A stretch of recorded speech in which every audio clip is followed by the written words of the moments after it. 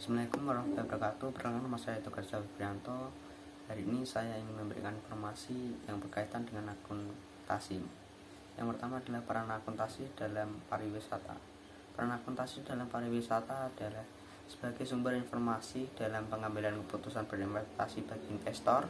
Akuntansi memberikan informasi untuk membantu investor dalam mengevaluasi kinerja perusahaan, prediksi laba di masa yang akan datang, dan juga untuk memperhitungkan risiko investasi atau pinjaman kepada perusahaan. Hasil akhir proses akuntansi yaitu laporan kinerja dari Kementerian Pariwisata merupakan peran akuntansi dalam industri pariwisata. Yang kedua adalah fungsi pemisahan debit dan kredit pada akuntansi. Fungsi pemisahan kredit dan debit adalah untuk mengetahui laju keluar masuknya dana perusahaan untuk meminimalisir kemungkinan over budget. Sebagai contoh, saya ingin membahas soal yang telah saya buat.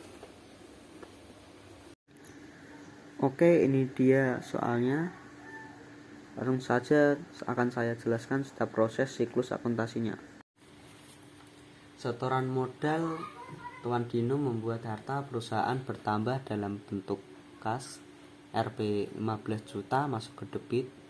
Modal Tuan Dino bertambah 15 juta masuk ke kredit. Harta perusahaan berupa kas bertambah 300.000 masuk ke debit, dan pendapatan bertambah pada sisi kredit sebesar Rp300.000 masuk ke kredit. Harta perusahaan berupa kas berkurang Rp250.000 masuk ke kredit untuk membiayai sewa, namun perusahaan juga memiliki aset berupa sewa sebesar Rp250.000 masuk ke debit. Aset perusahaan berupa barang elektronik bertambah sebesar Rp200.000 masuk ke debit, dan utang perusahaan bertambah sebesar Rp200.000 masuk ke kredit. Setelah itu saya akan membahas informasi mengenai manfaat laporan keuangan. Manfaat laporan keuangan yaitu menyediakan informasi kondisi dan perkembangan keuangan yang berhubungan dengan perorangan atau organisasi atau perusahaan untuk mengambil keputusan yang tepat dan akurat.